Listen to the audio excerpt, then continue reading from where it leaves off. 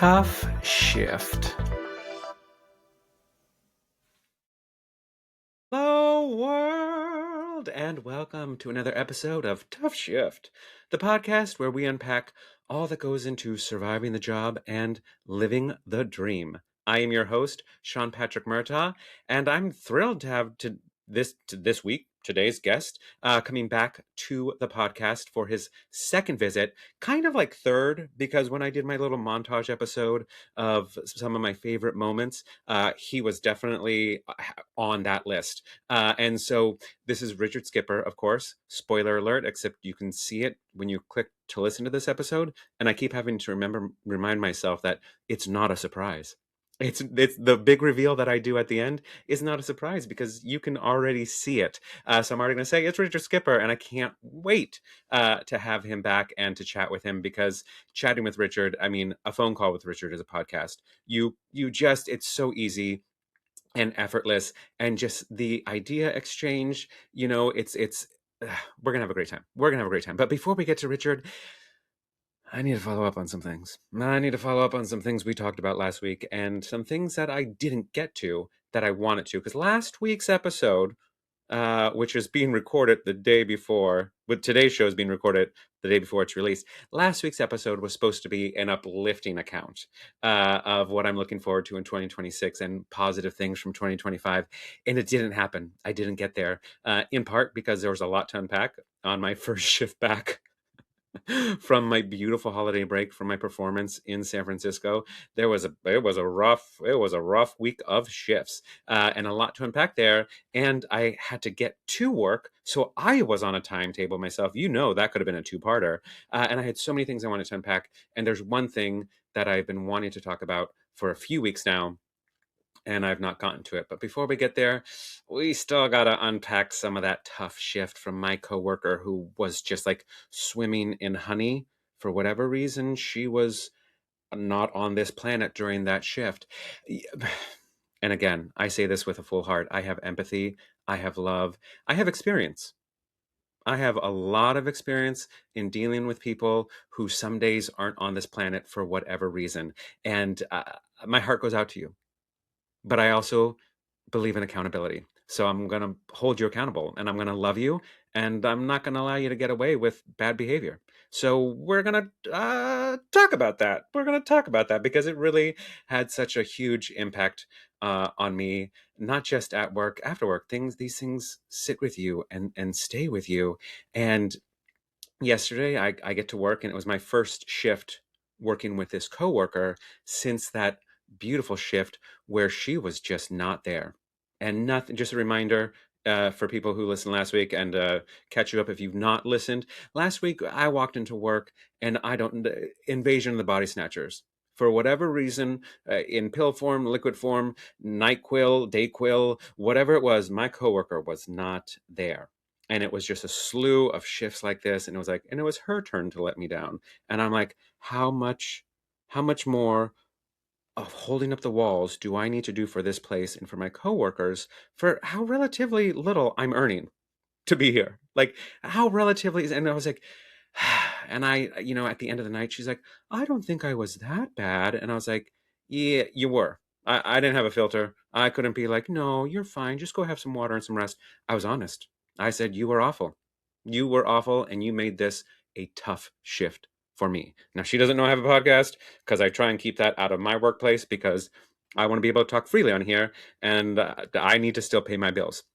And so I was just like honest. I'm like, I get something's going on, but you still need to show up, because we all have things going on. And it's not a competition. It's just life. We still have to show up. And if you can't show up, you need to communicate that. And just nothing was set up. She broke bottles. We were out of stuff. And so the funny thing was, this Sunday, I was like, I don't want to see her, because I'm such a sensitive human being that I'm like, I can't always filter. And like, I don't want to see her because I'm still angry at her. I'm still angry that she made that shift something it didn't have to be, and that I had to split tips with her. And there's just no way around it. Legally, that's how payroll works. They can't just shift her tips over to me or this. Like, that's just not how it works. So I'm angry. I'm angry and I'm annoyed, and I don't want to pretend to like her. I have love for her, but I don't like her right now. And I'm just getting myself ready to go. And it's her birthday. And it was her birthday yesterday. And I was like, oh God, this is gonna be just even more annoying. And I like called work. And I was like, hey, just wondering, like, is today one of the days that you're gonna call and have me come in late? Because this time I'd appreciate it. Or am I coming in early? Because I do have things I could do, and I just don't want to get on the road, make my way to you, and then you say, "Oh, come in at 2 o'clock instead." All right. So I'm hoping, and I see that little bubble going in the text message, and my manager goes, "Yeah, no, no, you're fine. Come in on time. We'd love to have you here right away." And I was like, "Son of a gun!" I'm not going to swear because I respect today's guest, and I'm gonna try and censor myself as best as possible. So I make my way in, and I'm informed that the general manager is coming in, or came in, to work on a Sunday, which is not part of a general manager schedule. They got to that position, they earned it. They don't have to work Sunday mornings, but he came in knowing how the last shift with her went to make sure that she was okay to work, to make sure that everything was set up for me when I got there, and yeah, just to make and to have a talk with her. Um, and so I arrive and I run into him, and he's leaving as I'm coming in, and he, just pulls me aside. He's like, "Just so you know, we're good to go. This is like, she got set up. We made this. I helped her do this, and there are things going on, and blah blah blah." I'm like, "Cool, cool, cool. Thank you. I appreciate you coming in. I appreciate you going out of your not out of your way. It's your job, but I appreciate you, because most people could just not give a crap about their job and not come in. So I appreciate that effort." And he goes, "And just also, like, today's her birthday, so we'll probably try and get her out of her early so she can, like, enjoy it. So, like, work your half hour, and then at the half hour mark, take your break. And when you're back from your break, we can send her on our way." Wonderful. And he's going through all these things. He's like, "And it's her birthday, so we already celebrated her this morning." And I look at him and I go, "Hopefully not with shots." Crickets. Now, it may not be the kindest thing, but that's funny. That's funny as hell. And nobody laughed. And I was like, "You guys, no? Okay, whatever. I'm a jerk." So he goes on his way. I go up to her. I'm like, "Happy birthday." And she's obviously like a little embarrassed, a little kind of hesitant around me. And I'm hesitant around her. And we just kind of let the ice melt. "Happy birthday. How are you doing?" She catches me up on everything she did to make sure that I know that she knows that she dropped the ball and she's picking it up today. And then this part just made me laugh.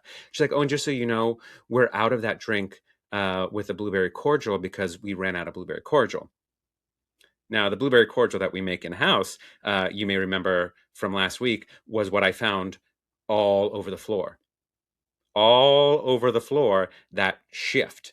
So the fact that she had to tell me that we were out of it without telling me why we were out of it, I was like, "That's cool. That's cool." And so we worked. I did my half hour, took my break, got her out, and then she went on her merry little way.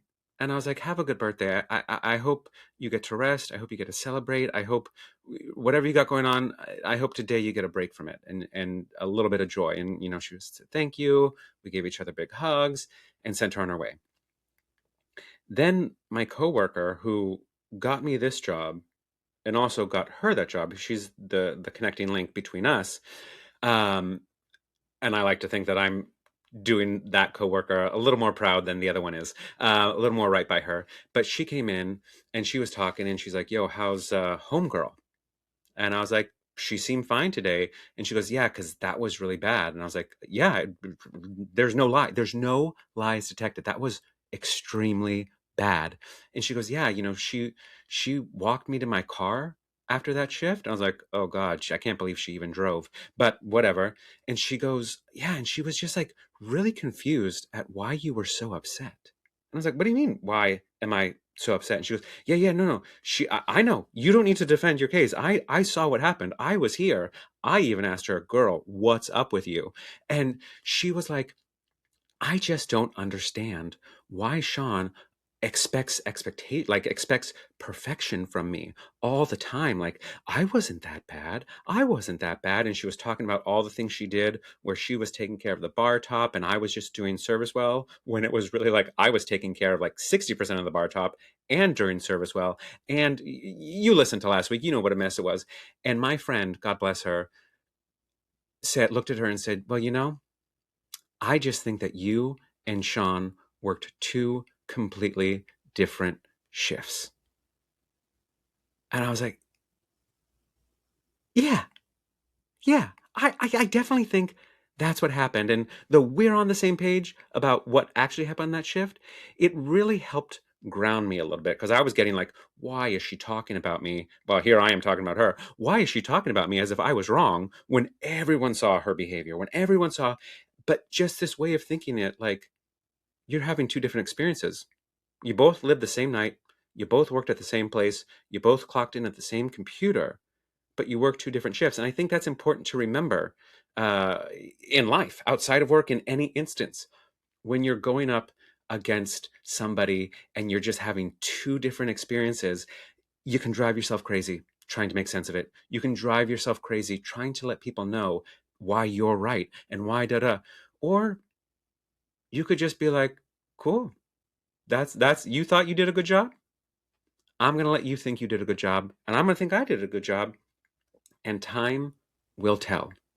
And let go, let live, and let God, right? It just really, the whole Mel Robbins, let them, keeps coming at me in different ways. And as I'm working my way out of this industry, I am just so happy for those little reminders to pop in, like, do not try to rationalize with a situation that has no ration. Your bosses aren't going to fix it. Your coworkers aren't going to fix themselves. You can only do and control what you can do and control, and let others do what they do, and let either the consequences or life respond in kind. And that's where I'm moving on. And we're closing the chapter. We're closing this book, this portion of that experience with this coworker, with all the coworkers that let me down. And just again, I want to say hello to Brandy, to Danny, to Tyler, my core people, to my girl On, who got me this job, who I forgive you for getting me this job. I forgive you for giving me this job. At least it brought us back together. And we're moving on from that, because in 2026, we're not dealing with the same bullshit that we did in 2025. And when something's not working, we're going to just let it not work. We're just going to, it's fine. You don't want to work? That's fine. We're going to move on, and we're going to work with what works for us. Now, the one good thing before I bring our guest on today, I did want to talk about an experience I had while I was in San Francisco for the holidays. I was meeting up with my mentor, my bookkeeping mentor, who's coming back on to mentor me while I'm getting my certifications and while I'm, expanding my client portfolio. And we met up for brunch, and we met up at the Cove in the Castro, which is just like always nice to go back. It's, if you're in New York, it's kind of like the Galaxy Diner. I was about to say, if you're in San Francisco, it's like the Cove, but I'm talking about the Cove. I don't know the equivalent in LA, because I'm still new here and I don't go out. I love my couch. But went back, it was, reminiscing, it was nostalgic. And our waitress was there, and really wonderful person. She's been there for 30 something years, which always gives me like a little hope. Like, people can do this job and not burn out. People can, like, it's not for me, but I'm just like, look at her. And she's happy and joyful and making people smile and really just experiencing this shift. And she has her regulars, and it's just, she's working the room. And we noticed on her shirt, she had on her name tag, she had a little sign that said, if you donate it to my GoFundMe, thank you very much. So obviously we're like, yo, what's up, Annie? And she told us that she lives in the Tenderloin, and a few weeks prior there was a massive fire in her apartment building, like 80 people displaced.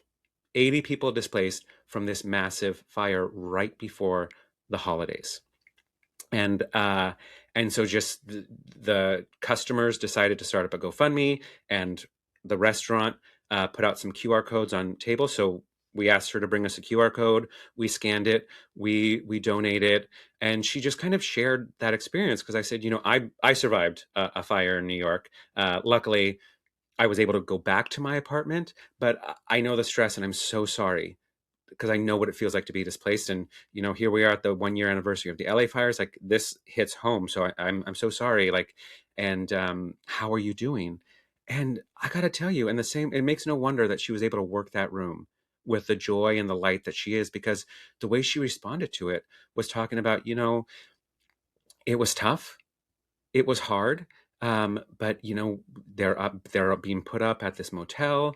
Everyone's fine, and what she's doing to get through it is she's taking care of her elderly neighbors. She has neighbors who are in their 80s and their 90s, and when she's not at work, she's making sure to help get these people to their doctor's appointments, to help get them to what they need to do with whatever renter's insurance, whatever the stuff they need to do for claims they need for this apartment fire. She's in service. She is contributing to these people. So it was like, wow, I need to donate more. I need to donate more. Like, you are such an amazing, remarkable person. And she was talking about, just how horrific it was. It was 3 o'clock in the morning, and it's 3 o'clock in the morning in December in San Francisco, which is not December in New York, but still pretty cold. And what really warmed my heart was she said, she was so grateful that Muni, which is the bus system in San Francisco, sent 3 megabuses right outside or near the apartments, so that way all the tenants, because everyone was made it out safely, had somewhere warm to sit until they could find accommodations. And what really stuck out, because every time I go back to San Francisco, I get a little more nostalgic and it pulls at my heart a little more, was for all the people right now that just say San Francisco's dead, San Francisco's over, San Francisco's a wasteland, da da da. People still live there. San Francisco may be going through some struggles, but San Francisco is still there. And this example of community, of San Francisco rising to the occasion to take care of one another, is just a reminder that just because you're scared of San Francisco, and just because there are some scary things about San Francisco, doesn't mean San Francisco's not dead. New Yorkers are used to this. New Yorkers are used to people saying, oh, New York is dead, blah, blah, blah, blah, blah. San Francisco is not dead. There is still a wonderful, beautiful, thriving community, and you don't have to come. But just know that they're still going to come together, and they're still going to take care of each other, and we still got each other's back, and we're alive and well, and we don't need you. You don't want to come to San Francisco? We don't need you. But what you can do, I'm going to link the GoFundMe in the show description below. And if you want to go ahead and take care of Annie there, send a little love, just know that that money is being put to good use, not just to get her back on her feet, but to help her neighbors get back on their feet.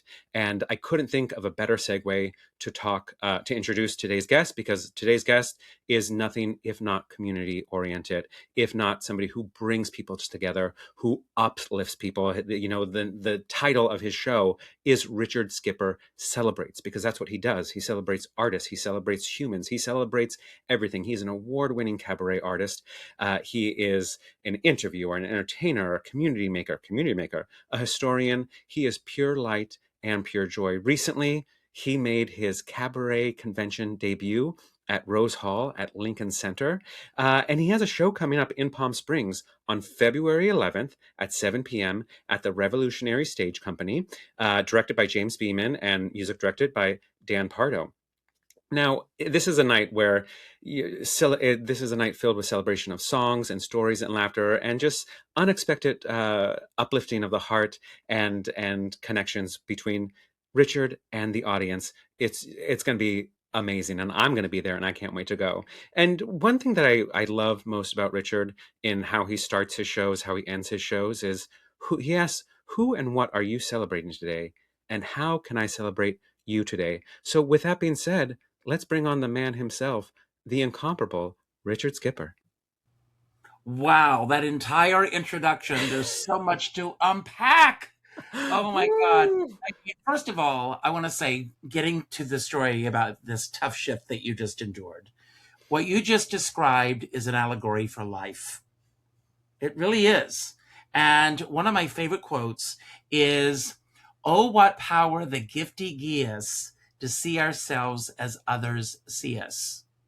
Oh, In other words, yes, this coworker had her experience, and you had your experience. That doesn't mean that your experience was right or wrong, or her experience was right or wrong. And at the time that we're recording this, we're dealing with a horrific situation in today's world. I don't want to get political or go there, where our government is telling us one thing, and citizens who were there are telling us a completely different story. We are also seeing with our very eyes the very situation that's happening. So this blue liquid that was all over the floor is something that, somebody may come in this morning. Whoopi Goldberg was talking about this. And she said, it's like the woman who comes home and finds her husband in bed having sex with another woman, or in some cases, another man. Yeah. And she walks in and she says, what are you doing? And he says, what are you talking about? She said, you're in bed with somebody else. And he says, no, I'm not. I mean, your eyes are lying to you. I'm not in bed with somebody else. And so there are people that go through life. I had a horrific situation happen to me recently with someone. And I am sure that if you were to go and ask that person what transpired, they would give a completely different scenario. And it's funny that we filter what we're going through the eyes of whatever we're situating at that moment. And very rarely is someone able to step back and say, I am a participant in this. And I'm not saying that you're a participant in that. I'm not saying that at all. I'm saying just to say, I am sorry that this situation happened, instead of asking the question, why is that person upset with me? Yeah. Instead of looking at the bigger picture and saying, I contributed to this. And so that's that. And then to talk about this waitress from San Francisco and to be displaced by a fire, that to me is one of the biggest fears that I have. I've never experienced it. I've had friends that have experienced it. One of my dearest friends lost everything in the fire last year in California. So I can't even imagine what that's like. But last night I was having a conversation with a friend at dinner, and we were talking, and I have to say we are on opposite ends of the spectrum politically. Mm-hmm. But we sat and listened to each other and had a conversation. And I said, the biggest problem, and I'm placing this on the right, the left, and everything in between. There's California and there's New York. And then there's an entire country in beneath, north, south, east, west. My sister, my family, they live in a bubble in South Carolina, and they don't experience what you experience.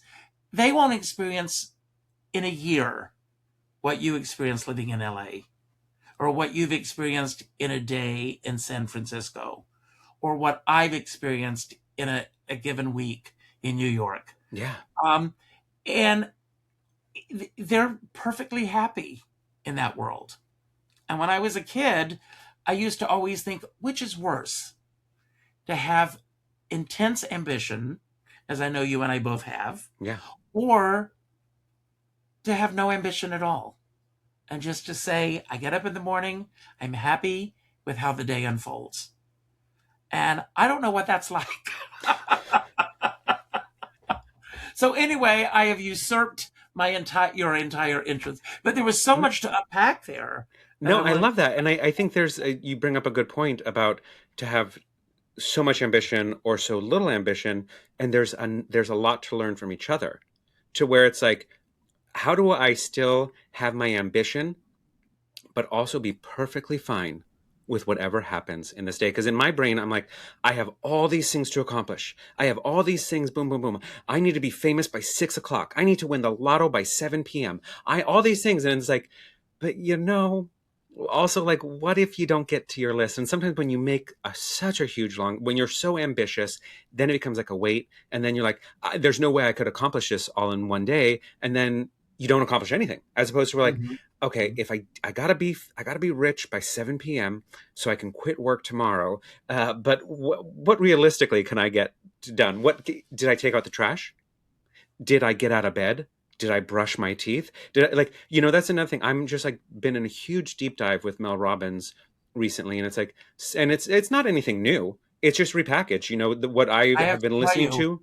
I lead a book group, and the book that we just finished was The Lethem Theory. Mm.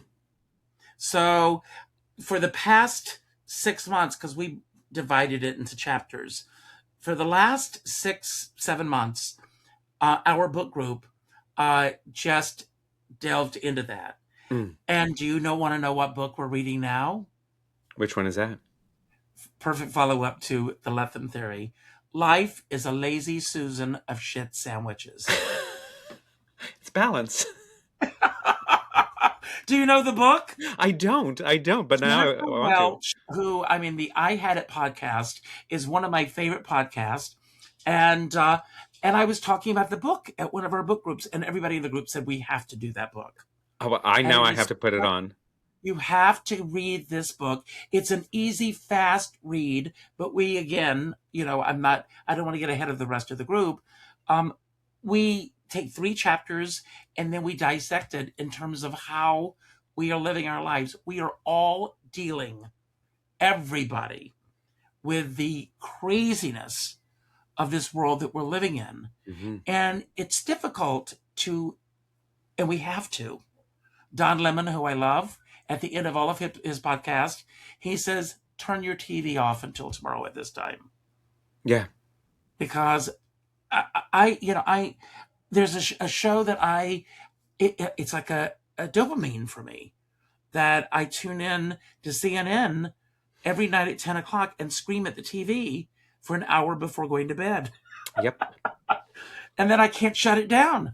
I take melatonin, to try to relax when I go to bed at night, because we can't disconnect from all this. Exactly. I feel like it's also, almost like the intermittent fasting is a great way to live life in many other areas. So it's like before bed, 3 hours before bed, knock it off with the bullshit. Knock it off with the TV that gets you going. Maybe better. I know they say like no electronics, before bedtime, but maybe something dumb on Netflix, maybe something that really just allows you to unplug. Like I used to, all those reality shows, which I still mostly hate, but there are a few that are guilty pleasures, and it really just makes me feel better about myself.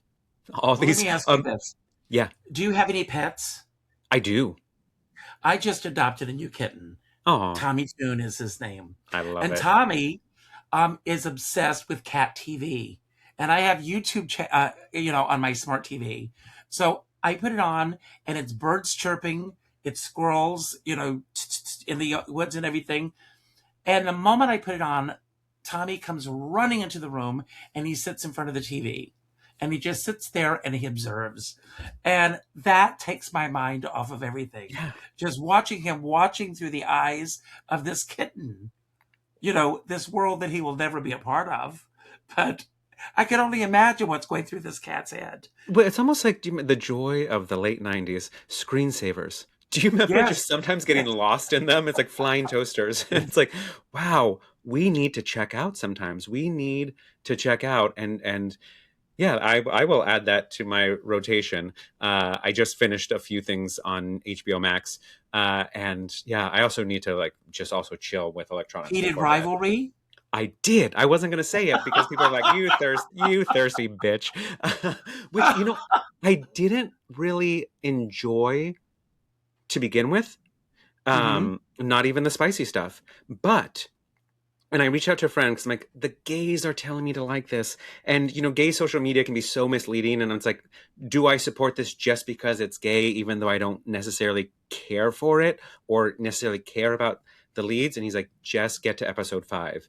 And I did. And I was like, oh, I'm so glad I dove in. I also, and again, if you're not watching Heated Rivalry, just do some dishes while we're talking about this.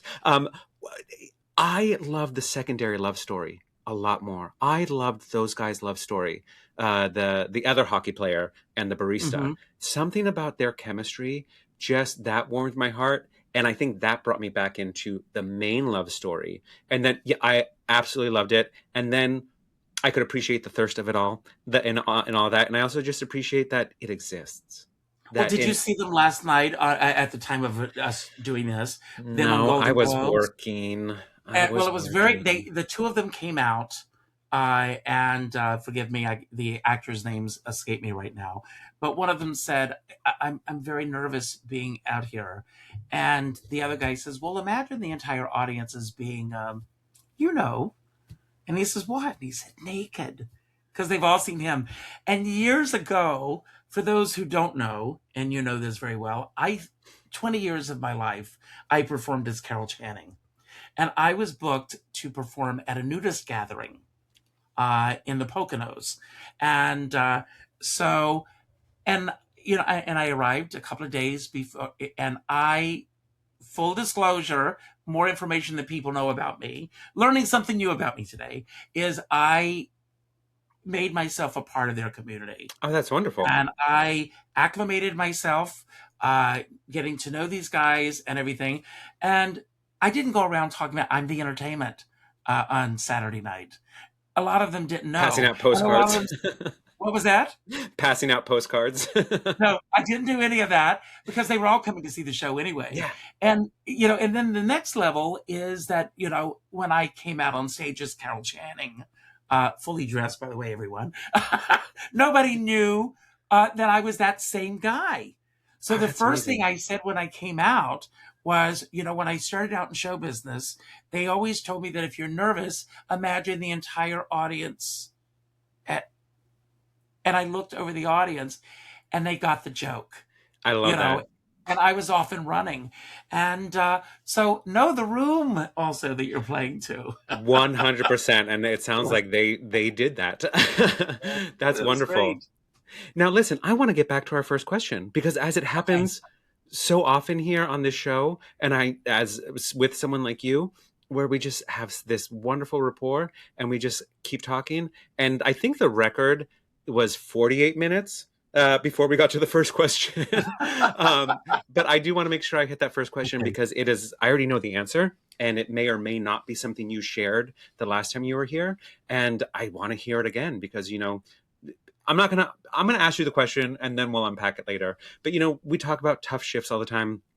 I opened up with this tough shift, and I've mentioned on here before, like not every shift can be a tough shift. There has to be Mhm. something good. Otherwise, we would have crumbled a long time ago. So we heard your tough shift, which is something. Go back and listen to that episode because Mother's Day, 2 weddings, 86 lobster. Like it's a shift that Yes, yes. it's a shift that sticks with me, and I wasn't even there. But like we got your first job and your last job. We got all of that in the last episode.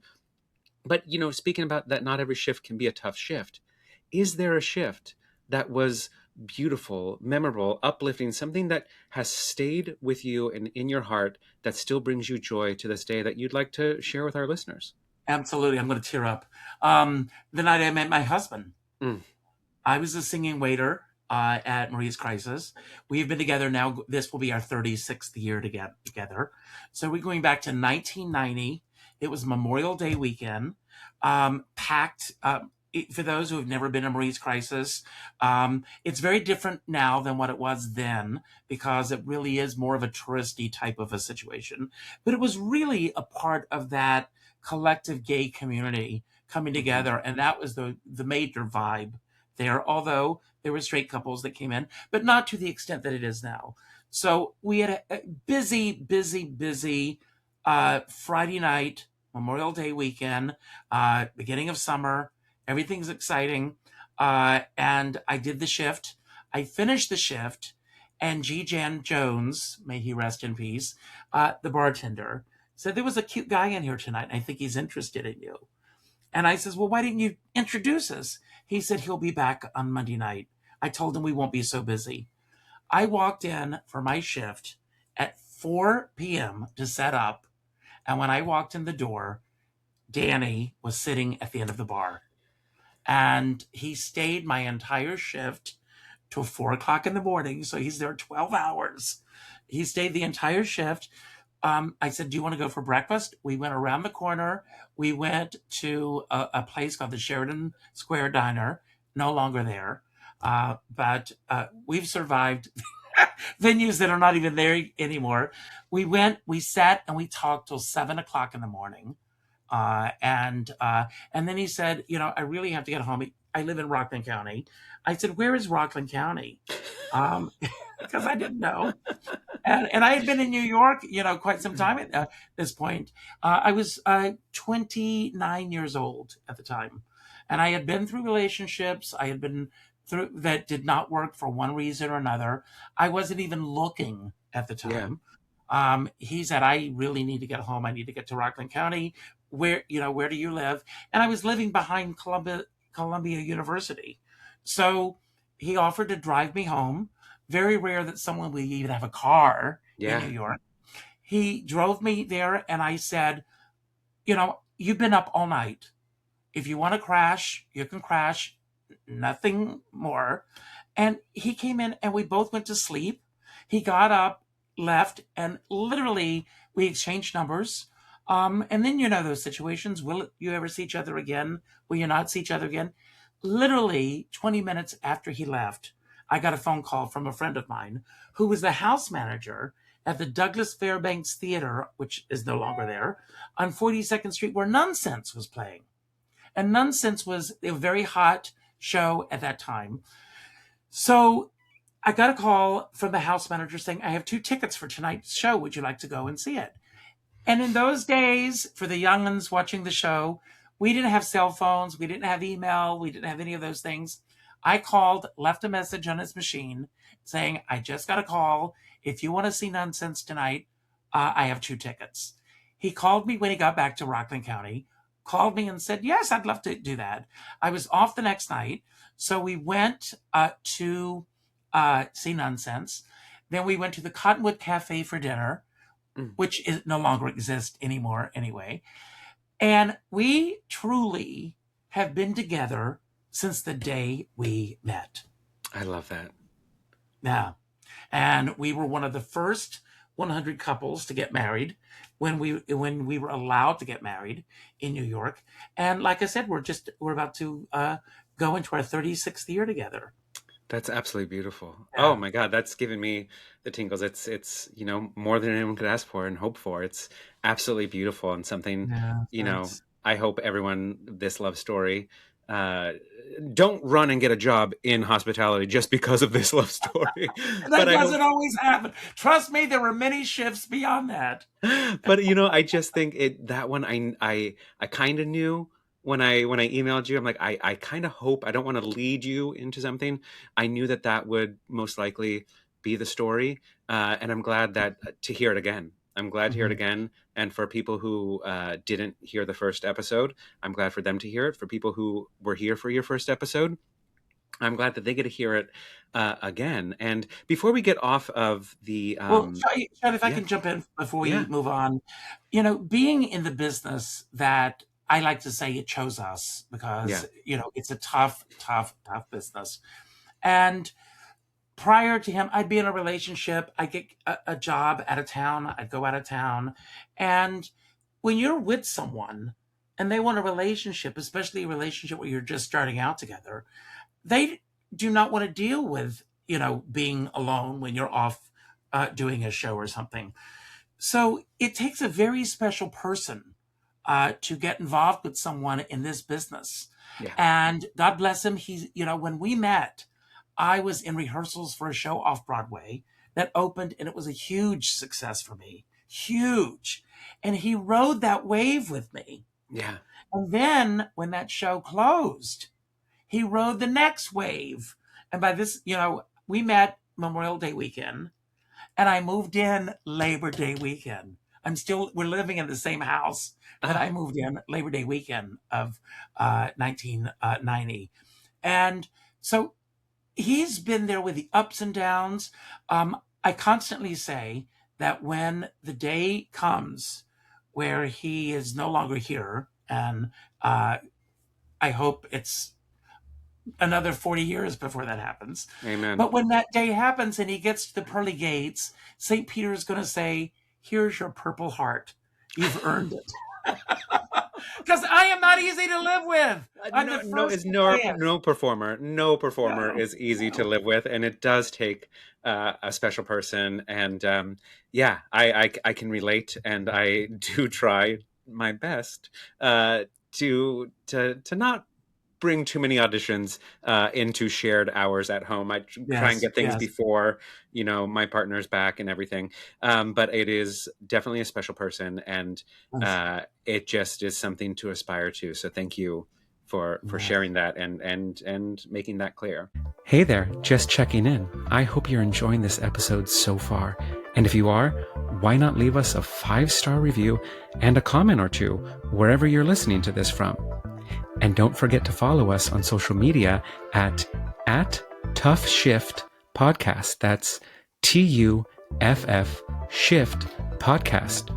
Everywhere, literally everywhere. And just a reminder, gratuity's not included, but tips are always welcome. And you can find our virtual tip jar at tuffshiftpodcast.com. That's TUFF Shift Podcast.com. All right, back to the show. And we have so much to talk about, but I want to know, before we move on from hospitality, I want to know how did you used to deal with, because I have my methods of diffusing a bomb, but do you recall like just dealing with customers who were just dead set on having a bad time? And I bring this up because I know this can be the same in many different areas of life, for performing, for casting directors who were just set on having a bad day and hating everyone that walks through the door, through audience members that are just arms crossed and don't want to be there, but their wife dragged them. But I want to bring it back first to hospitality and how this impacted the rest of your life. Do you remember how you used to diffuse those bombs and deal with people who were just dead set on having a bad time and dead set on, no matter what you did, making you wrong? Like, how do you change someone's night? Well, the funny thing about those who are not in the hospitality business, and you did a show recently where you were talking about, you were talking about tipping, and you said at that show that if you find out that your customer was in the hospitality industry, or a former waiter or whatever, that you're concerned that you're not going to give a good tip. And I am just the opposite of that, because I know what it's like to be in their shoes. Yeah. So I always want to leave a generous tip. Last night we were out, and now, we all know this, in most restaurants, there's like a hierarchy of the level of tip you can give. And my husband wanted to go with the middle level. And I said, we've been sitting at this table for 3 hours because we were with friends having a great time. They deserve a bigger tip. Yeah. And we left a bigger tip. And because, it wasn't just the fact of what the service is. There's so many other variables that come into it. Mm-hmm. And when I think about, and I'm going to go a step further as an entertainer, I have something that I do before every show that I do. And this is part of my process. I try to imagine the day that the audience had leading up to this moment. What was traffic like for them getting here? If they drove in, they're dealing with gas and tolls and parking and all of that. If they took the subway, was it a bad experience? Was the train on time? Was it late? If they're taking a taxi, was the cab driver nice to them? What was their day like before they got there? And when you're dealing with people that are hungry, their sugar levels are all over the place. Yeah. And there are people, let's face it, there are people that go through life and they are miserable. They are miserable from the moment they get up in the morning until the moment that they go to bed at night. And you can't do anything about this. And one of the things, getting back to Mel Robbins, let them. Just smile and deal with it the best way you can. And, and I will say to everybody that's watching this show who is not in the business, remember, that waiter is bringing you your food. Be nice to them. I would never do anything to sabotage someone's food or something, but I've heard stories. Oh, yeah. And, where people will pour more salt, in the food or something. It happens. But I always try to think about, it has nothing to do with me. I mean, the fact that you are encountering somebody, I'm sure you've been doing this for quite some time, that you do have repeat customers. Yeah. And I'm sure that the people will walk in the door and they'll say, I want Sean's table. Or in some rare occasion, they may say, I don't want to sit at his table. And it has nothing to do with you. It has to do with whatever their process is in terms of dealing with you. And that's true of how we deal with everybody. Yeah. It's like, I'm not responsible for how you, and have you read The Let Them Theory? I did. I finished it actually on the way when I was driving home for Christmas. And it just was like, oh, everything. Because I do audiobooks just because Mm-hmm. between learning music and, doing auditions and this and that, I do so much reading Yeah. that I found myself not enjoying reading. And then, so I didn't read for a long time. I didn't, Mm-hmm. I mean, I still know how to read, but I was just like, it's always learning music. It's always going over lyrics. It's always going over scripts. And then, so reading became a chore. And then there's just been this huge push recently with audiobooks to where it's like, don't feel less than because you Mm-hmm. listen to an audiobook. Listen, No, that no, counts. no, not at all. That One of the counts. things that I love that Mel Robbins talks about in the book Yeah. is reacting versus responding. Yeah. There's a huge difference. A lot of people, especially in today's world, where everybody is walking around on tenterhooks, people will react rather than taking a moment and saying, let me decompress here, and then I'm going to respond to you. Because sometimes you'll find that you misread it, and you're responding to what you think you read, or you're responding to what you think they said. And when you don't take that moment, and it's happened to me, Facebook has gotten the best of me to where I responded to somebody and they said, yeah, no, we're on the same page. And then I look up, I'm like, oh shit, I'm sorry. I'm sorry. I'm sorry. I'm sorry. But you're right. But the other thing about that is James Beeman, my director, he has a Substack, which is an incredible Substack. I subscribe to it.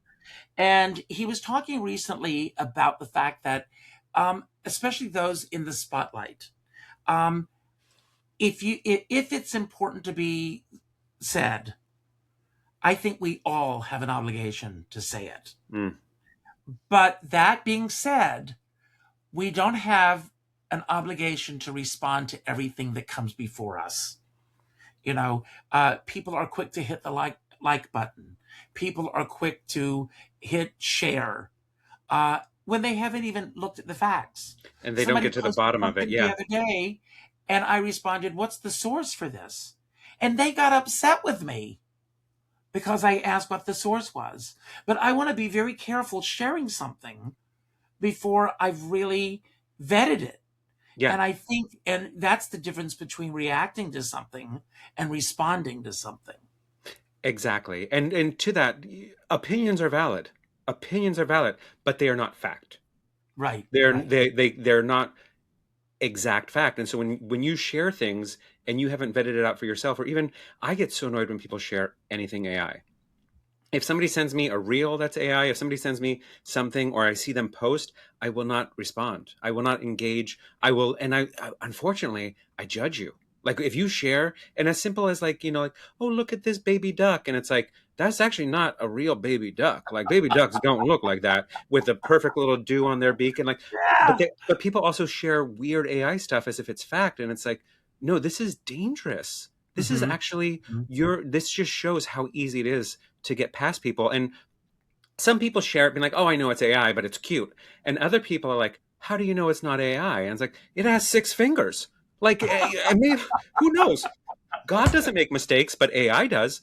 Yes. And it's so one of those things. Now, I want to say, you skipped like 3 things. You did 3 points that I have on here to discuss about. And one of them being was in your response, you covered 3 different topics I want to talk about, which you jumped ahead to my audience question because Marty Millett and I were talking well behind your back to take a little page. Marty, if you're watching this. Oh, she loves you. And we took a page from a little bit of both from Amy Poehler, who just won a Golden Globe. It's already old news by the time you listen to this episode, but this is what she does with her. And I was like, trying to find new ways to keep this this podcast fresh. And it's like, why not steal? That's what all great artists do. Mhm. And I like that idea. And then it also felt very valid for you because, you have one of the shows you do is everything you've ever wanted to know about Richard Skipper, but too afraid to ask. So it's like you take questions from the audience. So I was like, I'm going to Which, by the source way, a mutual let me friend. clarify this for just a moment.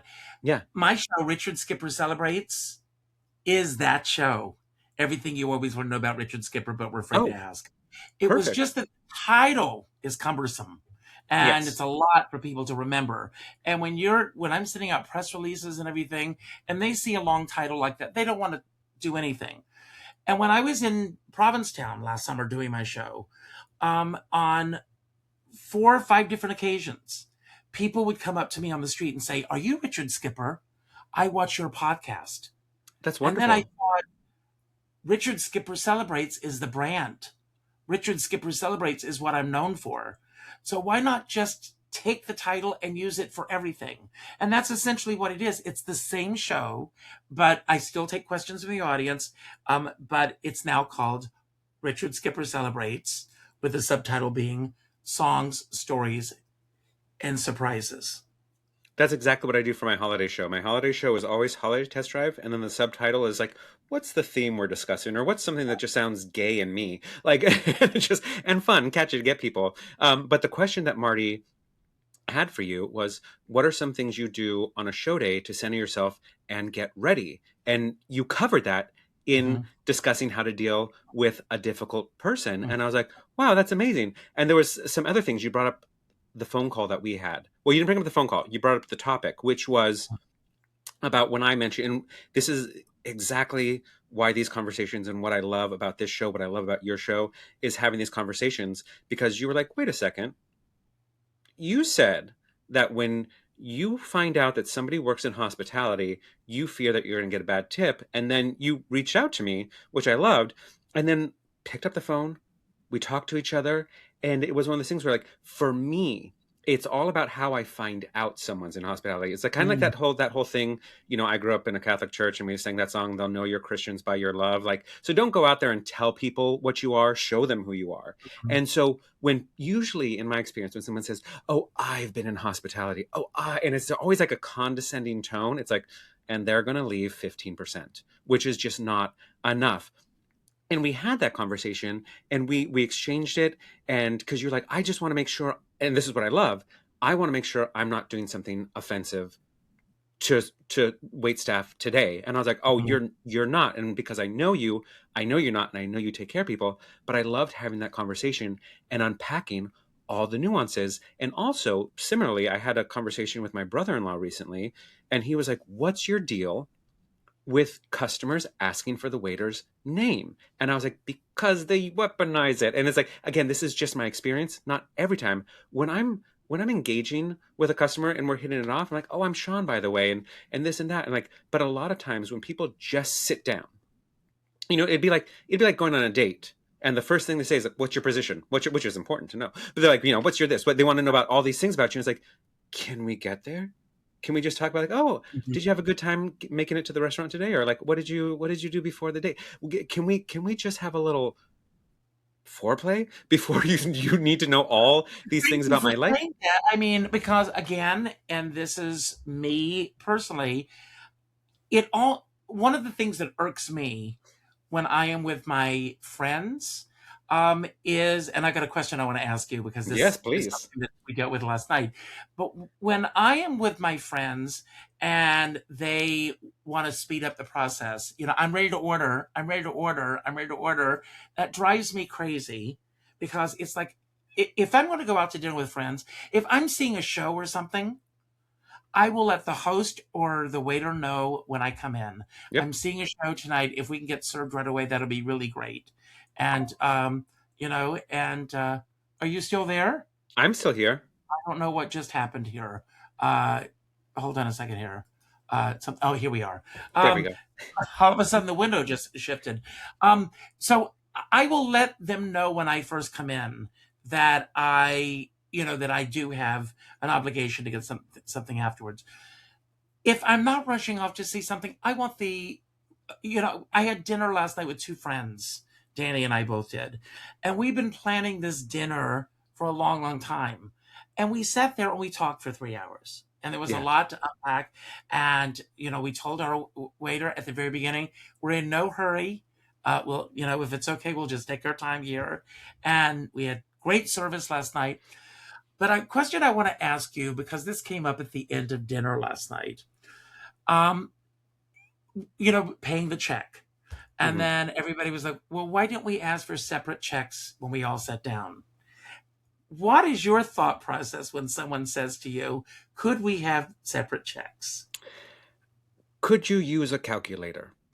It's one of those things where it's like it's not on a slow night, it's not that deep, but when splitting, I'm from the mindset of if we're all going out and we're all in good places to do this, because sometimes we're not always earning the same, but if we're all in a good place, like let's just split it down the middle. Thank Let's you. let's just Thank split it you. down the middle because you had a salad this time and I had a steak, and next time you're gonna have a steak and I'm gonna have a salad, or and if somebody doesn't drink, just split it down the middle, and the person who drinks leaves the tip. You just kind of it's not that deep, but it's a lot of, how do I say this respectfully? We have a lot of audience members that usually the audience members who are demanding at the stage door or afterwards or whatever are the same patrons who are demanding in restaurants. And it was this Hmm. table of 6 regular theater goers, maybe a matinee, what we used to call the blue-haired crowd, Yes, and yes, they'd yeah. come in and the first thing they say is, we want 6 separate checks and da da da, and they're just like, and they're the type like, we're ready to order, and it's like, so is everyone else in this restaurant. To go back to that point of like, when someone's like ready to order, I'm like, great, thanks for letting me know. And the hardest Right. thing about a bartender is that I can't escape. As a server, I can be in the kitchen, I can be at the computer, I'm not always there to get your attention. But at a bar, I can't hide from you. I can't, Right. if I'm doing something, I'm getting a plate for this customer. And in that Vanna White moment where I'm walking from one end of the bar to the other, everyone in between has to stop me and let me know, I need this, I need that. And I'm like, I will get to you. And I just start saying it because it's like nannying taught me Hmm. how to deal with customers. Like, oh, we're all lifelong toddlers. And it's like, thank you for letting me know. And I say, sometimes I say this, when I'm ready for you, I will be right back. I promise you. I have 2 people before you. And sometimes you just have to spell it out. But to go back to the check thing, it's like the 6 separate checks, you're the one that's going to a show. You're the one Hmm. that has to be at a curtain. And what you need to do in this is either, because you've done this before, one Hmm. person gets the airline points. Just put it on one card, and then you send Venmo requests, or everybody brings cash. That's a But great idea. if I you're remember if you're a years theater goer, ago. you need to know that this is in your best interest, because 6 separate tickets on a Friday night or a Saturday night, now you're not just wasting my time, you're wasting everyone in my section's time who does not have my attention because you didn't plan ahead. And again, in restaurants and in life, some people, it's like they're the only people here. And that's my 2 John, cents on I that. totally agree with you. And I remember years ago, and this has always stayed with me, somebody wrote to Dear Abby. And they said, Dear Abby, I have a group of ladies that I go out and have dinner with once a week. And always when the check comes, they says, we'll just split this 6 ways. Well, Joan likes to drink. So she's probably had 3 or 4 cocktails. And I've only had a salad and, and maybe a dessert, maybe not. Um, I don't think it's fair to me that we split the check 6 ways. And I'll never forget Abby's response. She said, first of all, you're not just paying for the dinner, you're paying for the ambiance, and you're paying for the experience. And if you know that Joan is going to have her 3 cocktails, you have a private conversation with Joan prior, and let her know that, I'm going to put this money in, but I don't think it's really fair that I'm doing this. And but you also have the choice of not being there. Yeah. And so I'm in a total agreement with you. Um, I'd rather go out with Joan. yes, but I have a friend, and when she goes out with Danny and me, the first thing she says when we sit down is, "I'd like a separate check," to the waiter or waitress, and I go, "What if we want to treat you to Yeah. dinner or something?" So, and then there have been times, not always, but where if I'm having a good period, I will sneak away and take care of the check so that it's taken care of, and we're It's not not going an to be issue. dealing with it. It's not an issue. But I'm totally in agreement with you. You reminded me of the sneaking away and the paying the check. It is hard sometimes to treat people, but also sometimes it's hard to be the person that treats because everyone feels this guilt. And it's like, I'll leave the tip, I'll do this. And I remember I had a cousin in from Boston, and my grandma Mary, still 98 and kicking and living, walking up and down stairs in San Francisco, a powerhouse. So my cousin Katie was out visiting, and we all went out to dinner, and my grandma Mary picked up the check very graciously.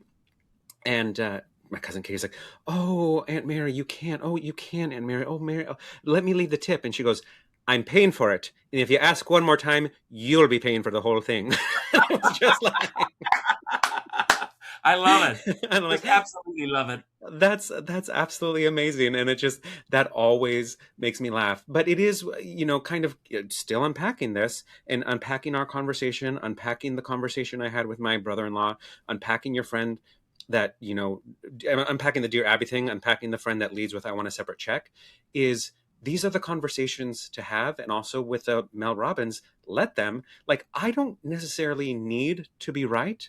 This is just my experience. This is Hmm. my opinion. Hmm. And part of this show is not just me airing my dirty laundry about what it's like to work with these people or what it's like to serve these people. This is my experience, and I want to know yours.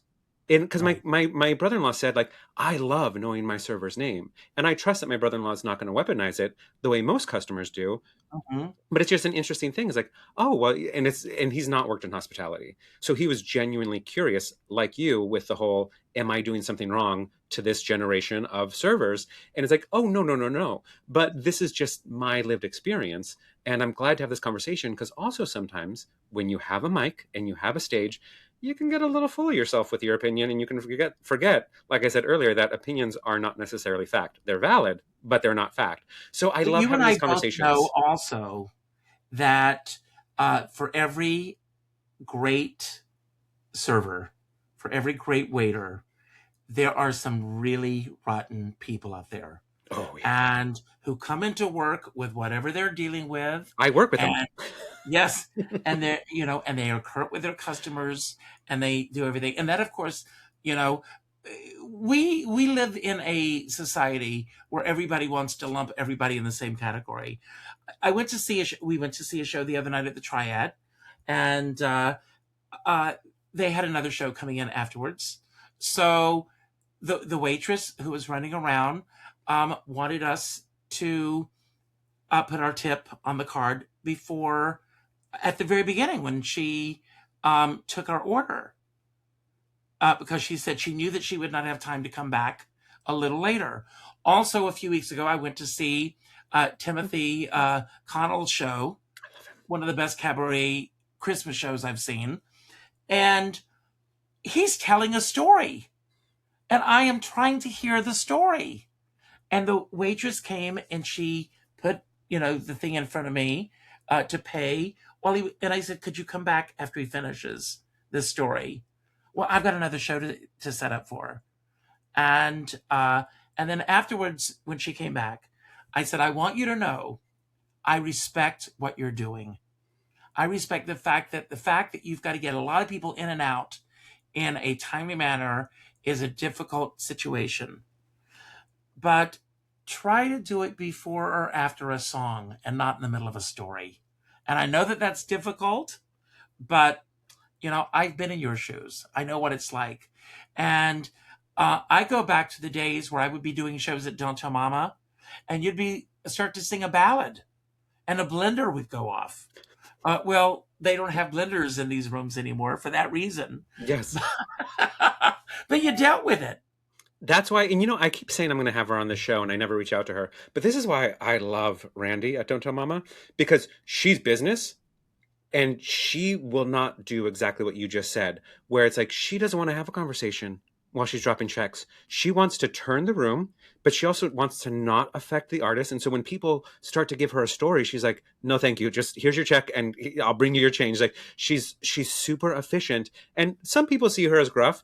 I see her as efficient, and I really respect that because like she has a huge responsibility with that small of a room, with that many people in it, cash only, and she does not fail. Whereas sometimes other people, and this is where like I was rolling my eyes when you were talking about the triad, where it's like we want the tip beforehand because again, I got less skin in the game because I'm 2,500 miles away. But there have been times where, and even at Chelsea tables, where I have like ordered and then I don't get my drinks. Or with Chelsea Table, it happened one time where it's like you have a 2-drink minimum, and it took me 30 minutes into the show to get my first order. And I'm not going to chug, whether it's a Manhattan or a club soda. Like in the server was like, well, it's a 2-drink minimum. I was like, I was here a half hour before the show, and I didn't get my drink until a half hour into the show. So I don't think I should be charged. And I'm not usually a person that raises a stink, but it's like, this is something that you need to know that went wrong. And instead of maybe, and I hate being this person, but instead of maybe being on your phone, because again, I'm here with you. And my thing is like, did your mom ever tell you, like, I will go to bat for you. I will I will move heaven and earth. And if somebody wrongs you, I will go to bat with your teacher, your principal, your bum, bum, bum, bum. But if I find out you lied, oh, so help me God, you wish your principal was the one in charge of reprimanding you. So I'm that way with waiters. It's like, I hold out for you guys. I love you so much. Mm-hmm. I go to bat for you. And then when you do stuff like this, I just feel like a parent that's like, what did I do wrong? What did I do wrong? Wow. I feel Do you want to hear disappointment. do you want to hear the nightmare story of me as a customer?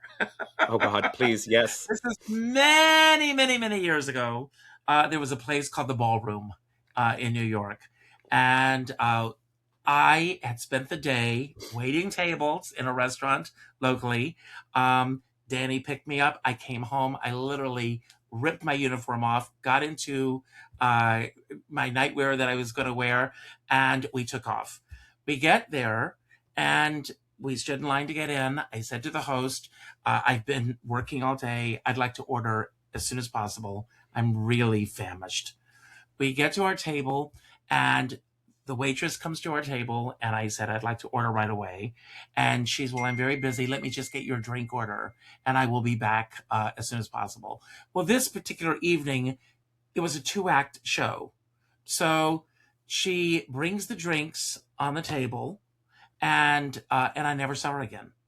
And during intermission, I'm looking around to get her attention. I didn't see her.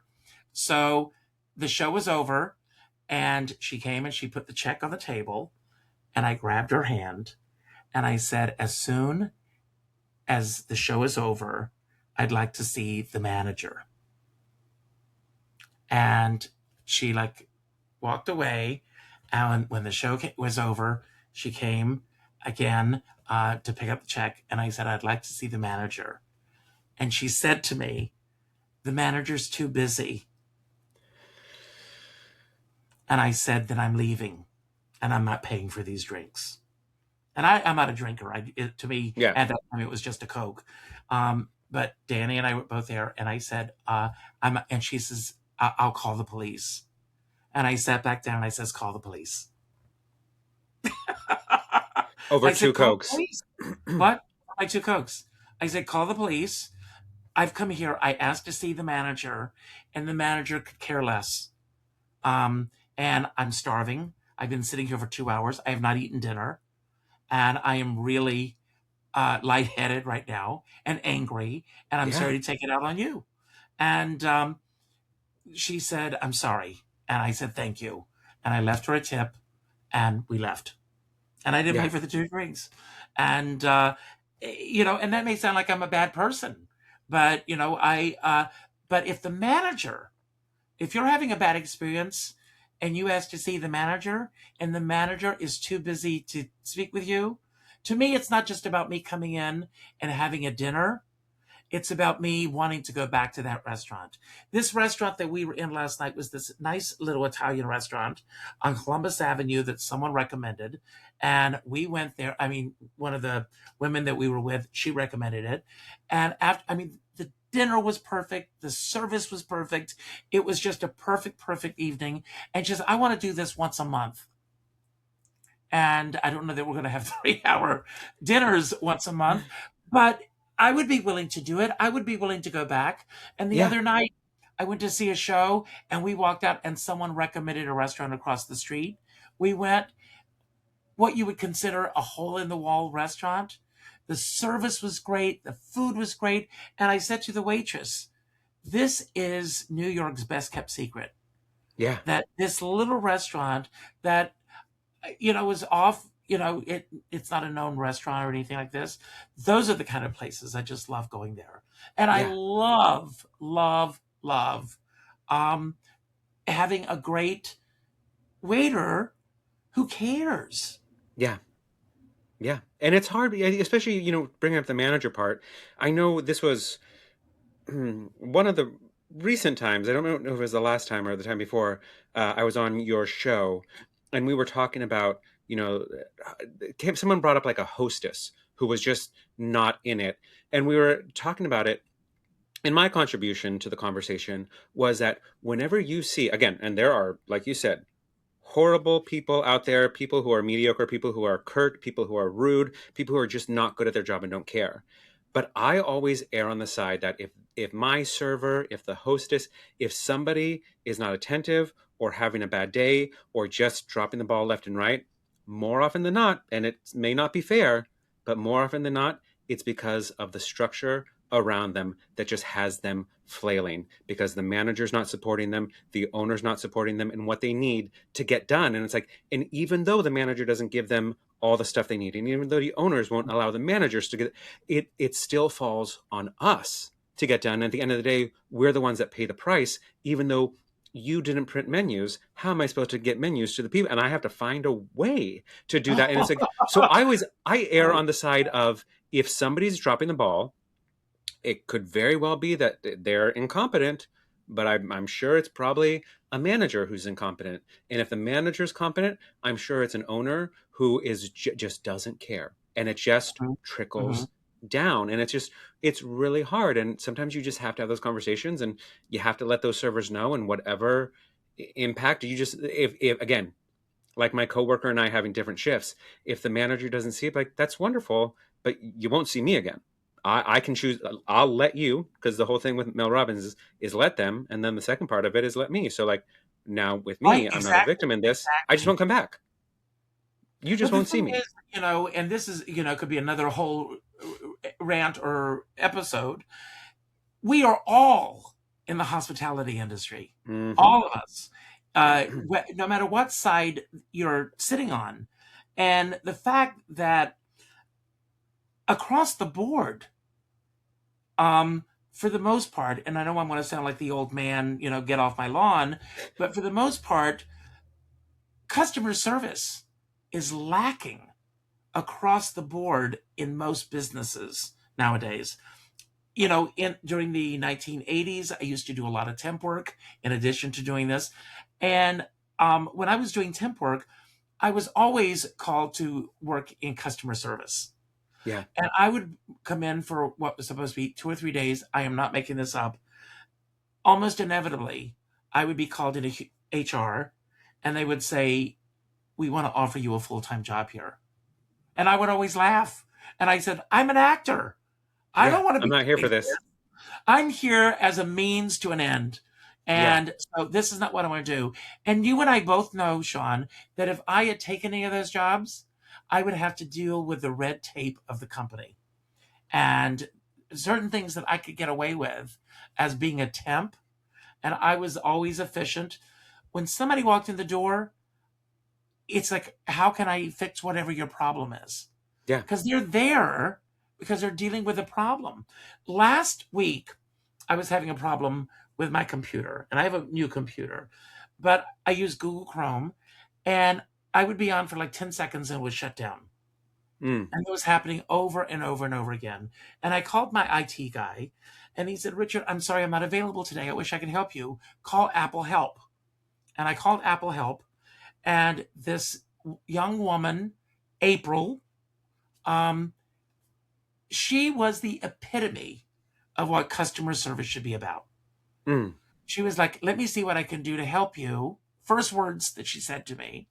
Um, Always, for me personally, this is me, Richard Skipper, talking. When I get someone on the phone and they go immediately to the business end of it, I always ask their name and I say, "How are you?" And then we can talk Yeah. because they are still human beings, and I want to always respect that. She was patient. She got me through. We were doing a screen share and we went through, and there were extensions of Google I didn't even know were in my computer. But she was able to find them, eliminate them, get rid of them, and get to the crux of my problem. And then the real problems began because we really wiped out Google and had to rebuild it. So every password, everything Oh was yeah, that's so. gone. And I had to start from scratch. I click on something and it didn't recognize me. And I used the fingerprint, The and passkey, yeah. it was like constantly. And Bill Maher, he says, every time these companies come along and they say new and improved, new and improved for who?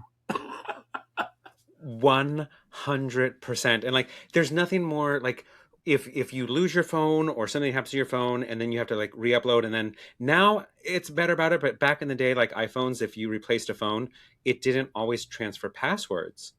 Mm-hmm. And so it's like I briefly dated this guy who worked at New World Stages. And New World Stages, once you go in there, there's no outside world. But I was on the New World Stages Wi-Fi because he logged me on and my phone and whatever, and then we broke up. And then I still had the Wi-Fi. And when I lost my phone, well, yeah, I lost my phone because I was stupid. But I lost my phone one amazing Friday night out in Hell's Kitchen. But I got my new one, and it recognized everything, almost everything, except for that password. And I was like, shit. Like, do I call him up? Do I give him a call? Like, hey, Oh how my you God, doing, baby? I missed you. that is funny. Oh my God, I do not miss being single. Anyways, we are actually running out of time right now. So I want to make Oh, sure, as I knew it would happen, and I'm glad, not glad that we ran out of time, but I'm just glad that this is what I love talking about you. And I know the audience is gonna, our listeners, I don't know what to call them, viewers, all of that are gonna love this episode. I hope they do as much as I do. But before I let you go, I want to talk to you. I want you to talk about your show in Palm Springs, how people can get there, how people can share it, and how people can find you on social media. I have to have you back again. We'll talk about your break from social media.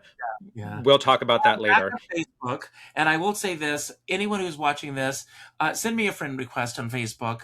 If I don't know who you are, I always ask, and all you need to say is you heard me here on Sean's show, and we'll go from there. But the show in Palm Springs, February 11th, is my 65th birthday, believe it or not. And so that evening is all about celebrating 65 years. I've been in this business. I came to New York.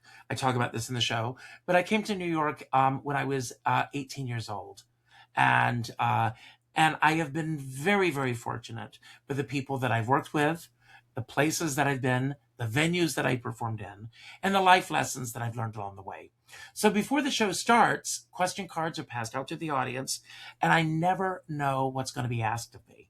And so it's like walking on a high wire without a net, because nothing's off limits. You can ask me anything. I don't get political in my shows because I feel that the audience is there to have a good time. But I do have a stock answer that I do give when someone asks that question. It's fun. It's about celebrating life. The day that we're taping this show, let me tell you, today is January 11th, Hmm. January 12th. Today is Curry Chicken Day, Kiss a Ginger Day. I Oh, know you know a few. Marzipan Day, Pharmacist Day, and Clean Off Your Desk Day. Uh, all of these so things that I'm much to doing. do. Yes. So what I do is whatever day I'm performing on, I find things that happen that day, things that we should be celebrating, uh, Yeah. people that were born on that day, people that we may have lost on that day. And we do that. And this special show, Michael Collum is my musical director for that particular show. Mm. I love Michael, lives in Los Angeles. And my special guest star is Barbara Minkus. And Oh, Barbara Minkus, she, and I hope she doesn't mind my telling this story, but she is looking for a venue in Palm Springs. I recommended Revolution Stage Company, where I'm doing the show. And she said, "How can I get an audition?" I said, "Why don't you be a guest in my show? And that way the audience can see you." I love And, that. so she's going to be my special guest. She has an incredible history in show business. She used to be on Love American Style. Saturday mornings, I used to watch her on the Old Curiosity Shop.